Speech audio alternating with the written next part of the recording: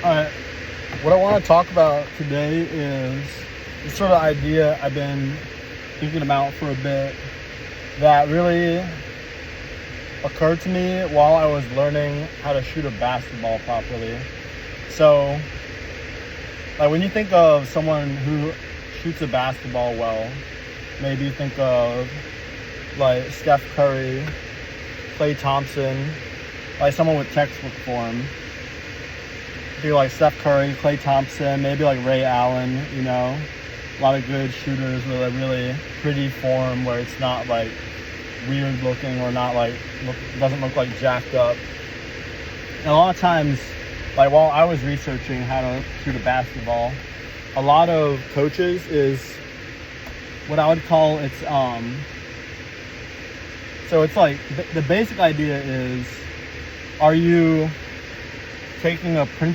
approaching shooting from principles, or are you imitating the outcomes or the consequences, the side effects of shooting with the proper principles? So it's like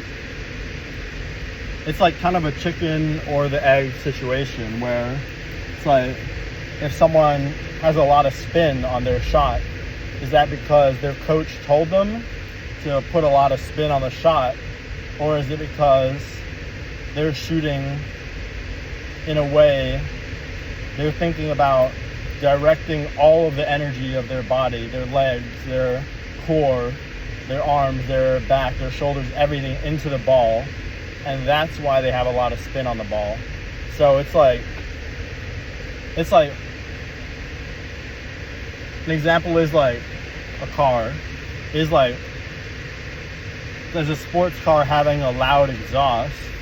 The loud exhaust is not the reason the sports car is fast. The sports car is fast because there's a super powerful engine, like grippy tires, all this stuff. And the loud exhaust is just a side effect of there being a lot of power and of the exhaust. There not being like a bunch of mufflers and stuff in the exhaust that limit the airflow.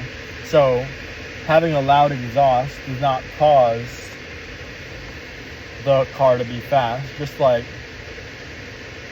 in basketball, like shooting a basketball, there's a lot of stuff that maybe people traditionally think like you must have in a jump shot, where it's like, oh, you gotta have a lot of spin on the ball, you gotta have a lot of arc on the ball. But it's almost like people are approaching it backwards, where instead of telling players that they need to have, your jump shot is bad, you gotta put a lot of spin on the ball, or it's like, you gotta put more arc on the ball.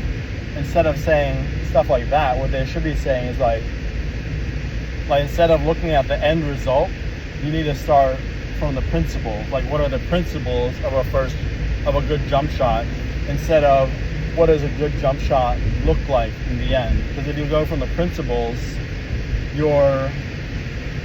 the principles being like no wasted energy, you want correct like muscle sequencing and like balance, like a repeatable, like having your hand on the same spot on the ball every time, having it leave the same finger every time.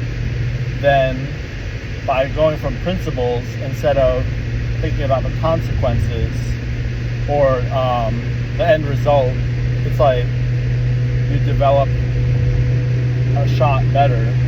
So this also goes into that whole idea of ecological training, or I forgot what it's called, but it's like constraints-led learning or whatever, or where it's like instead of doing like static drills, and then instead of doing just static drills and then playing a game, it's like you make the drill itself a game with more rules to let the body self-organize. Like, for example, the moment shooting really started to click for me was because I have done Olympic weightlifting in the past, and I just thought of it's like a movement analogy almost, where there's an Olympic weightlifting accessory movement called the thruster, which is where you basically go all the way down into a front squat, and then you come up out of the front squat and immediately explode into a push press. And when I thought of it that way, like in a thruster, you're in a squat, you're standing up, and you're transferring all of your energy into the bar to put it over your head. And that's essentially what a basketball shot is.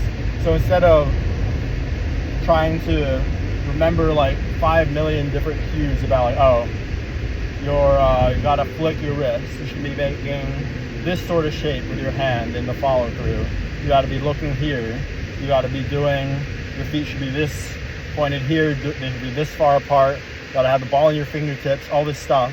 If instead just focus on the core cue is to have no wasted energy, to transfer all the energy from your body into the ball in a way that also allows you to be accurate.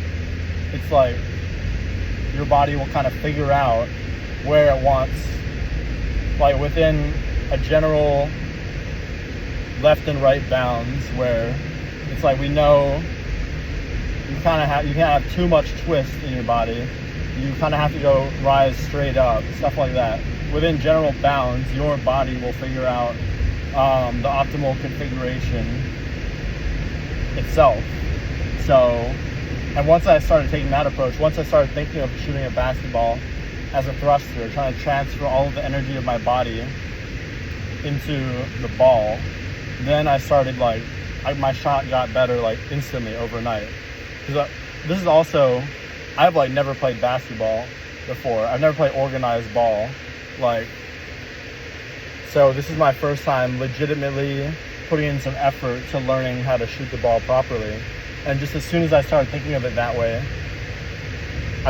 my shot got so much better to the point where I'm actually hitting threes during like pickup games from like zero basketball background. So yeah, definitely a topic I want to explore more. And also the whole ecological training approach is very interesting to me. And I'll probably gonna this video is probably gonna have to be made multiple times. The idea is gonna have to be revisited because I feel like there's definitely better ways, more clear ways to explain it. Because the core idea is that it's like how you think about. It's like going like back to front or front to back. It's like, I don't know, it's hard to explain, but I know there's definitely something here.